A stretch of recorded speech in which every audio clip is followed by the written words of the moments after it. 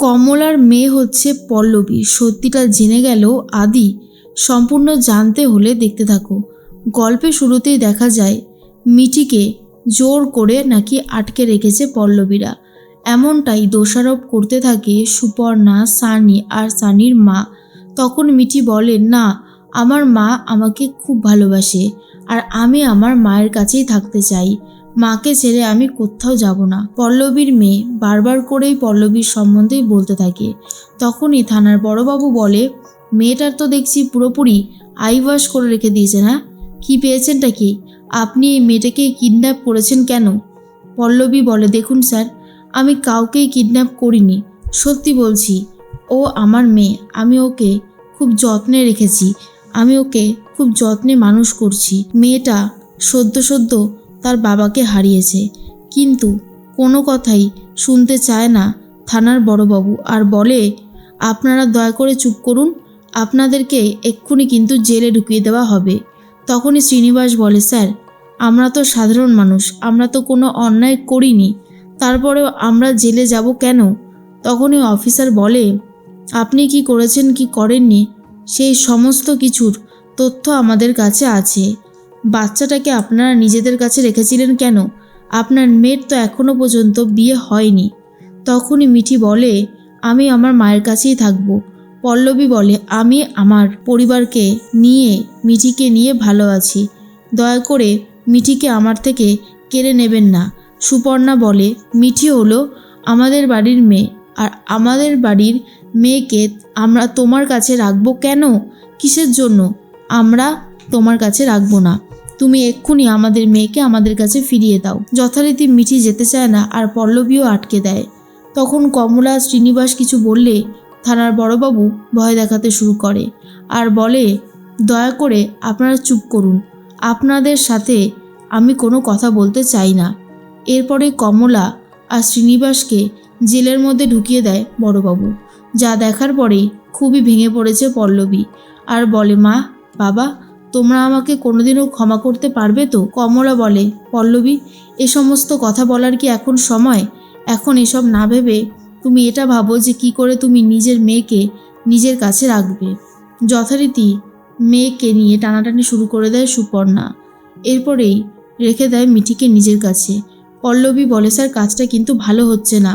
কেন আপনি বুঝতে চাইছেন না বলুন তো? আমার কাছে কোনো সলিড প্রমাণ নেই ঠিকই, কিন্তু এই বাচ্চাটা, সে তো সবটা বলছে। তারপরেও আপনি কেন এরকম ব্যবহার করছেন? এদিকে বাড়ির সবাই খুবই চিন্তা করতে থাকে কমলা, শ্রীনিবাস আর পল্লবীর জন্য। বড় বৌদি তো দাদা আসা মাত্রই সবটা খুলে বলে আর বলে, তুমি একবার যাও গো, ওইদিকে কি হচ্ছে আমরা তো কোনো খবর পাচ্ছি না। আর এই যে প্রীতি, তোমাকে একটা কথা বলবো, তুমি একবার দেখো না, তোমার বাবার তো এত বড় ক্ষমতা, যদি কিছু একটা করতে পারে। প্রীতি মনে মনে ভাবে, এই বাড়ির মানুষদের জন্য বাবা কি কিছু করতে রাজি হবে? এমনিতেই তো এই বাড়ির মানুষজনদেরকে খুব একটা পছন্দ করেন না। কি যে করি বুঝতে পারছি না। তারপরে ঠাম্মি বলে, আর বেশি দেরি করো না, যদি অবশ্যই নাও তাহলে ফোনটা করে ফেলো, কারণ অনেকটাই সময় হয়ে গেছে। এরপরেই প্রীতি ভাবে যে তার বাবাকে ফোন করলে সত্যি কি কোনো হেল্প পাওয়া যাবে। অন্যদিকে পল্লবীকে দিয়ে একটা কাগজে লিখিয়ে নেয় যে পল্লবীর কাছে মিঠি আর থাকতে পারবে না, আর মিঠি তো পল্লবীর মেয়ে নয়। কিন্তু পল্লবী খুবই কান্নাকাটি করতে থাকে আর বলে, প্লিজ স্যার, আমার বাবা মাকে অন্তত ছেড়ে দিন। কিন্তু বড়বাবু ছাড়তে চায় না আর বলে, দেখুন, আপনি তো সদ্য মিঠিকে দিয়েছেন ওই বাড়িতে, আপনি একটু নিশ্চিন্তে থাকুন। এর মাঝখানে প্রীতি সাহস করে ফোনটা করবে বলে ঠিক করেছে বাবাকে। আর অন্যদিকে রণজয়ের মনটা একদমই ভালো নেই, কারণ ঝিনুককে সম্রাট খাসনবিশ অলরেডি প্রপোজ করে দিয়েছে, বাড়িতে গিয়েও বিয়ের কথা বলে এসেছে। এসব শোনার পরেই মনটা খারাপ হয়ে গেছে রণজয়ের, তাই কোনোভাবেই আর খেলাতেও মন দিতে পারে না। এর মাঝখানেই পল্লবী ভাবে মিঠিকে ছাড়া সে থাকবে কি করে, কারণ মিঠিকে সে খুবই ভালোবাসে। এরপরে মিঠি বাড়িতে ফিরে যায়। তখনই সমর বলে, কি রে, তুই একা এলি, বাবা মা কোথায়? বাবা মাকে তো দেখছি না। এরপর মিঠি বলে, অন্যদিকে পল্লবী বলে, মিঠিকে ওরা নিয়ে গেল, বাবা মাকে লকআপের মধ্যে রেখে দিয়েছে। আর এটা শোনার পর সমর খুবই কান্নাকাটি করে আর বলে, আমার বাবা মাকে এইভাবে ওরা থানায় রেখে দিল শুধুমাত্র ওই মেয়েটার জন্য। অন্যদিকে বাড়ির সামনেই একটা গাড়ি এসে দাঁড়ায়, আর সেই গাড়ি থেকে নামে দেখা যায় কমলা আর শ্রীনিবাস। যা দেখার পর অবাক হয়ে গেছে পল্লবী আর ভাবে এত তাড়াতাড়ি অফিসার ছেড়ে দিল কি করে, কারণ কিছুতেই তো উনি ছাড়বে না বলে ঠিক করেছিল। এরপরেই মুখ্যমন্ত্রী অর্থাৎ প্রলয়বাবু সবটা বলে দিয়েছিল থানায়, কারণ প্রীতি প্রলয়বাবুকে জানিয়েছিল।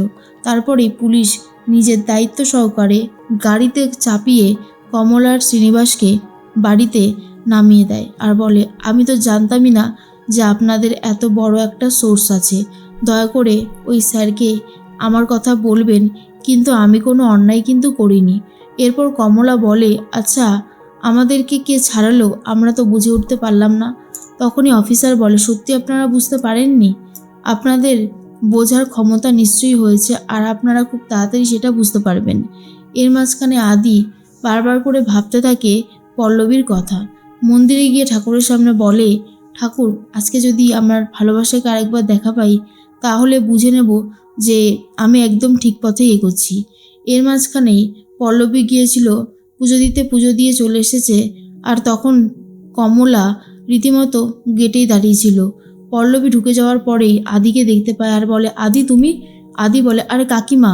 তখন কাকিমা নিজের বাড়িতে আদিকে নিয়ে আসছে আর পল্লবীকে বলে চা করে দেওয়ার জন্য। পল্লবী তো চা করতে থাকে আর অন্যদিকে আদি দেখে নিয়েছে পল্লবীকে, কিন্তু পল্লবী যে এই বাড়ির কেউ, বিশেষ করে হাসি খুশি কাকিমার মেয়ে, সেটা কিন্তু এখনো পর্যন্ত জানেই না আদি, কিন্তু তবুও ভালোবেসে ফেলেছে আর ভাবতে থাকে পল্লবীর কথা সারাদিন। কিন্তু পল্লবী ঠিক করে নিজের পায়ে তাকে দাঁড়াতে হবে, তারপরে মিঠির দায়িত্ব নিতে হবে। মিঠিকে সে কোনোভাবেই একা ছাড়তে চায় না পল্লবী।